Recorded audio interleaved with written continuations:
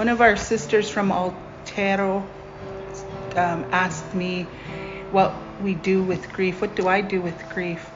And it was very profound for me because I don't think I've been asked that question because I've had a lot of loss in my family, like throughout the years. And as soon as there's a death, everyone looks to me to be the caregiver, and everybody looks to me for direction. And I just automatically go into that role. And I never question like what I'm supposed to be doing for my own well-being. I just make sure that everybody else's well-being is looked after. So to have somebody ask me, what do I do with grief?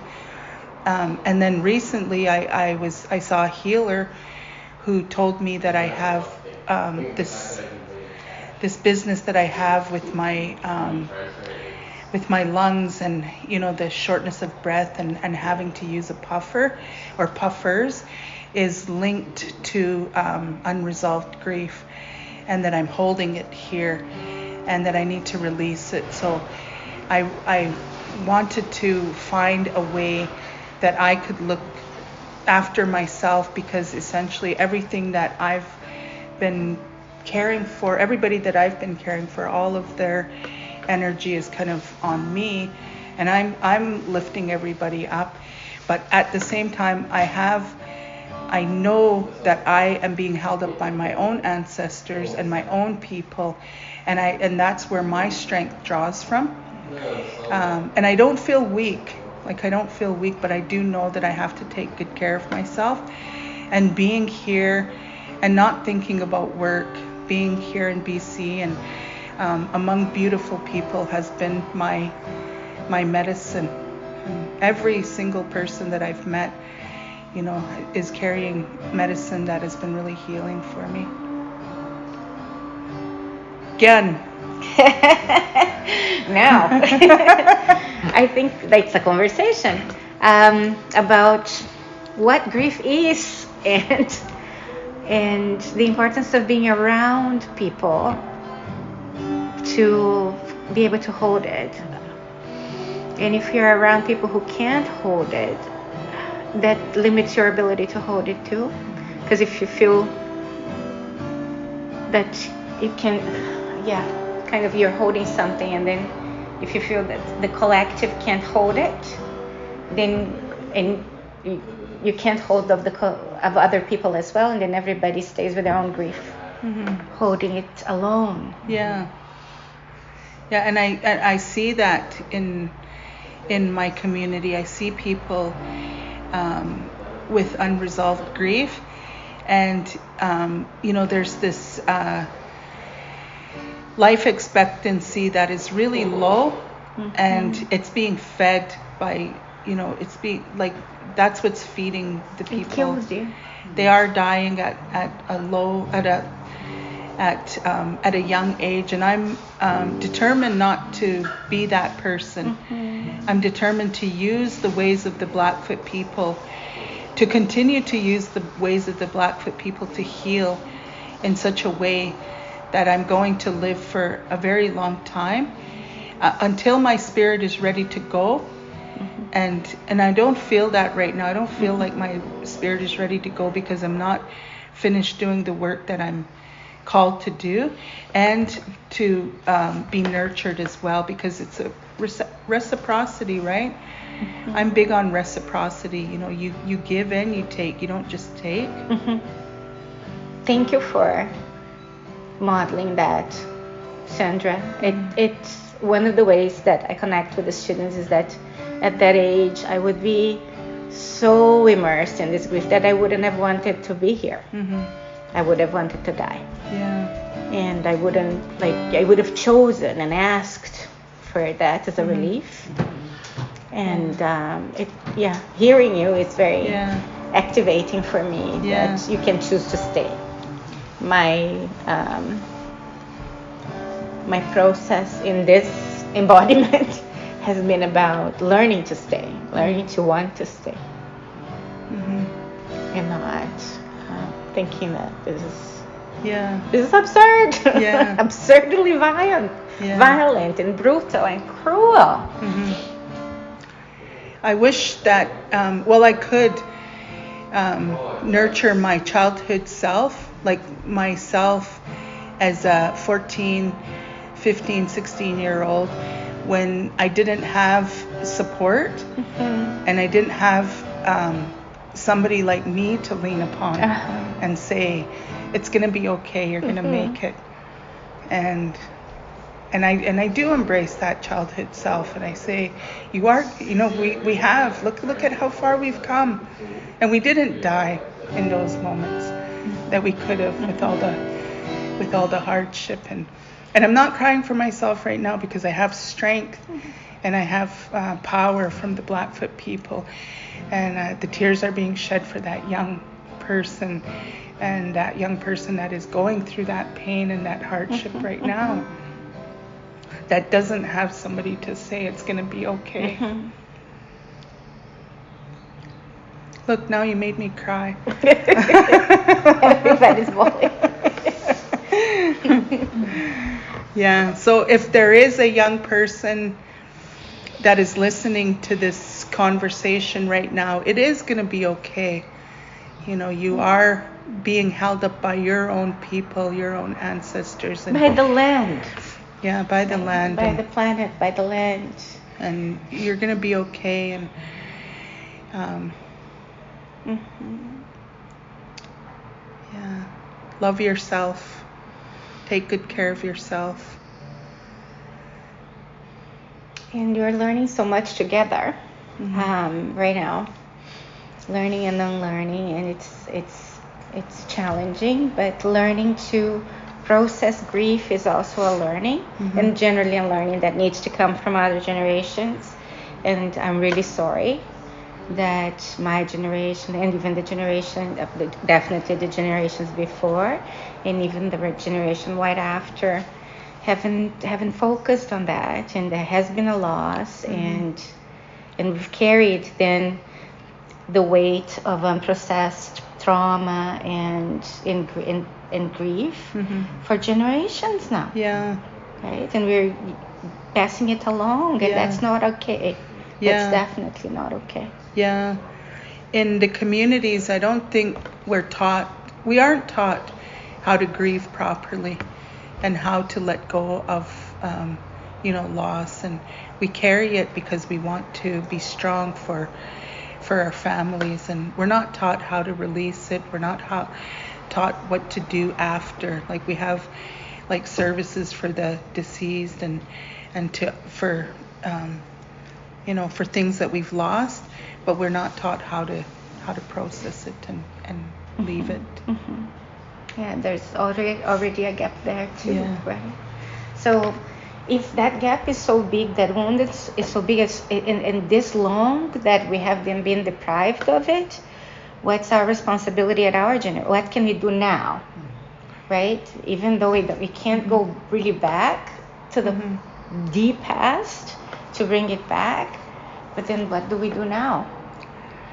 Yeah, I think it's important for us to take responsibility for our children, and to be the people that create that, that process, to not create it, but to continue to do the things, the practices that were done in the past by our people, and to start, reviving those practices of taking good care of ourselves and being healthy, and just following, because the answers lie there. We all have those practices that are just dormant right now.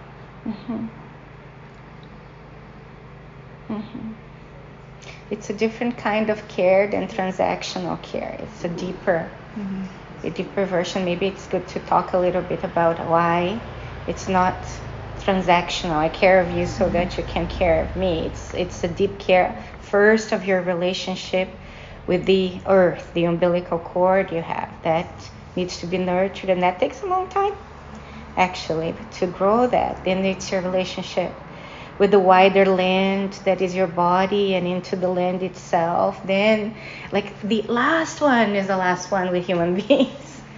And once it gets there, lots of the issues have been resolved already. Yeah. Because you have a good relationship with your own heart, with yourself.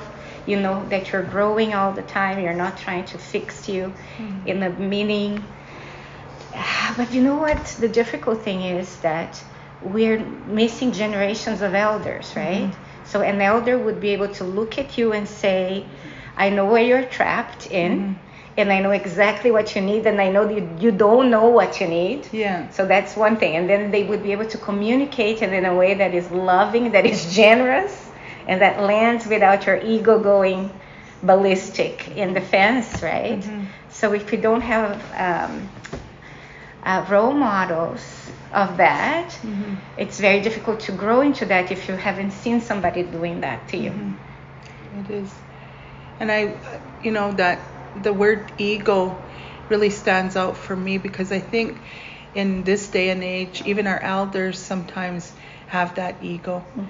And it's sad to say that, because we're not supposed to speak against our elders, but I think sometimes residential school, the things that they've experienced in residential school has caused them to become, egocentric and put that, and even the fact that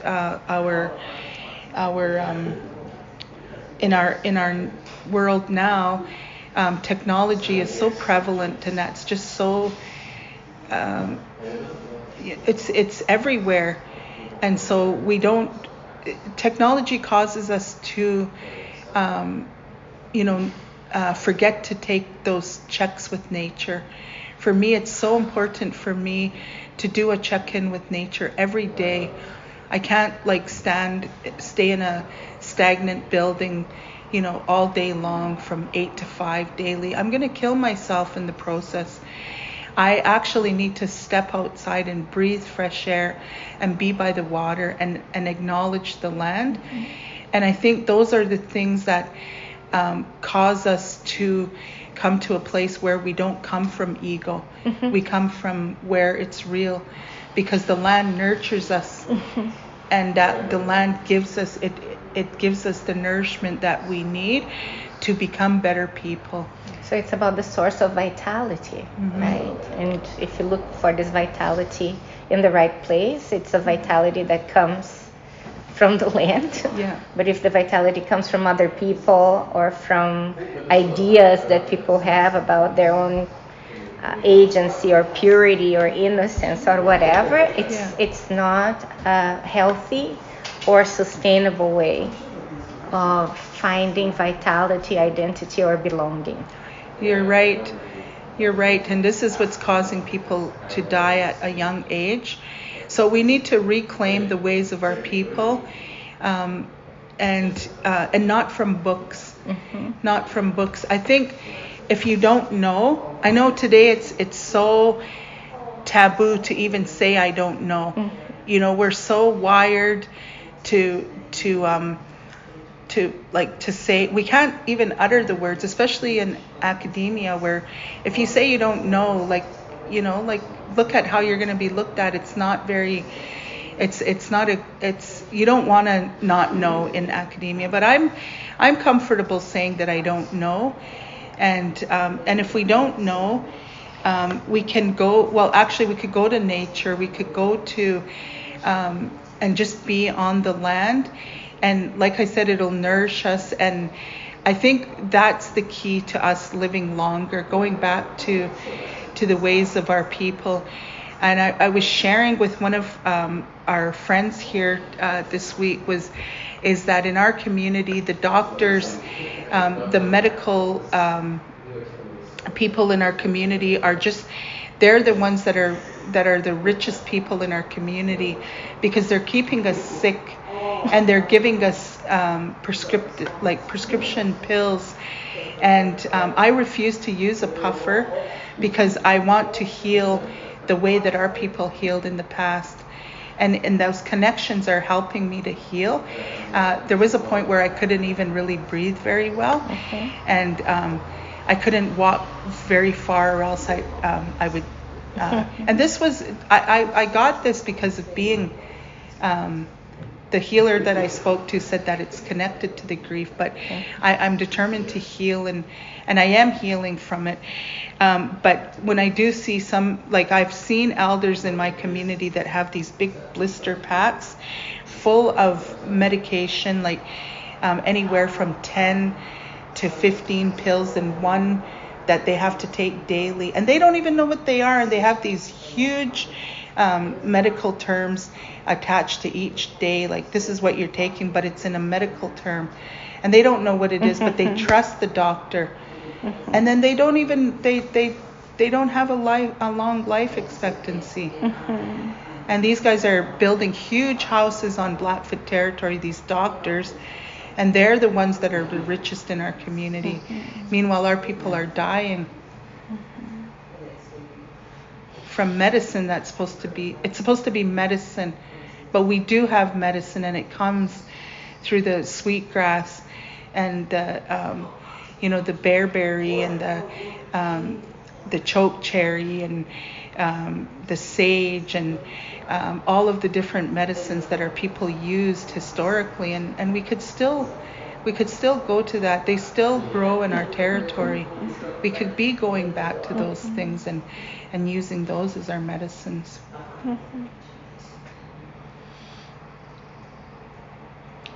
So Kainai is is the largest reserve, right? And there have been, the last 10 years have been really hard on Kainai for different reasons. But what have you learned in the last 10 years about the grief and how to process, and if there's any way that anybody could help more?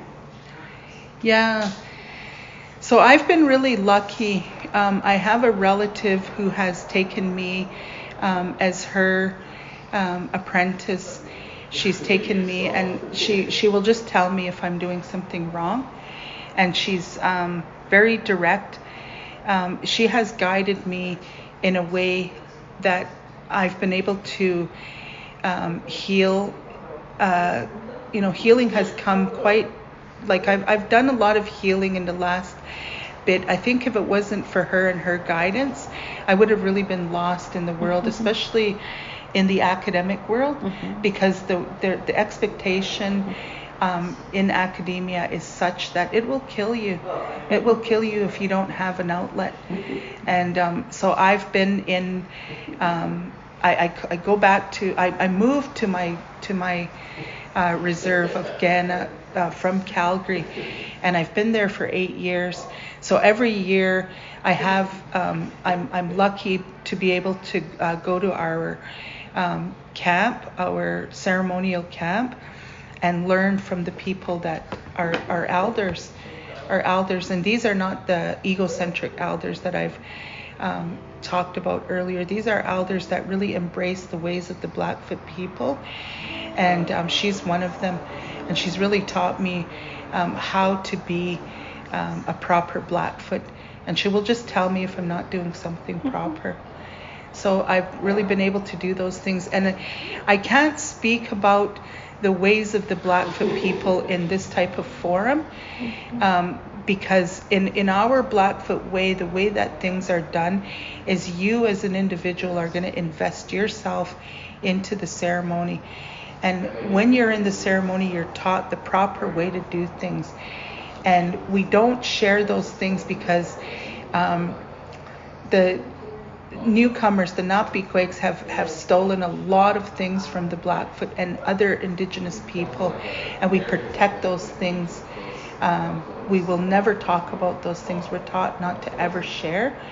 So I can say that it's been really healing, and I do have something I do have that outlet that is needed so that I don't die in the process of trying to obtain my post-secondary education and working in a post-secondary institution. I'm really happy you found them, Sandra, because that's very important. I am too. And the other part of it is being here, like being in your home and on the land. I'm really sorry that I can't pronounce the names of the people that are indigenous to this territory.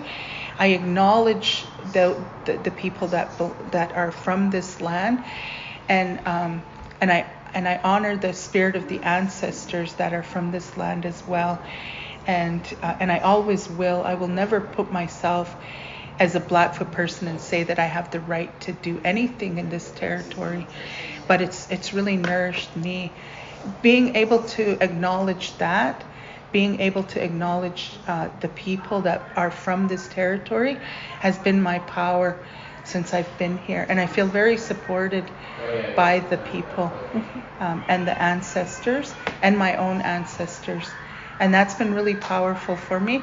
And I've been able to carry other people through this process. And I didn't mean to do that. I meant to come here and misbehave and be, free from responsibility and all of that kind of stuff. But I always have to be responsible to the things that I've been called to do. Oh, you are an auntie. Yeah, I am. Somebody called me an auntie. Oh yeah, the guy that I bought beads off, he said, I will always sell beads to you at a discount price. I have you, auntie. Aww.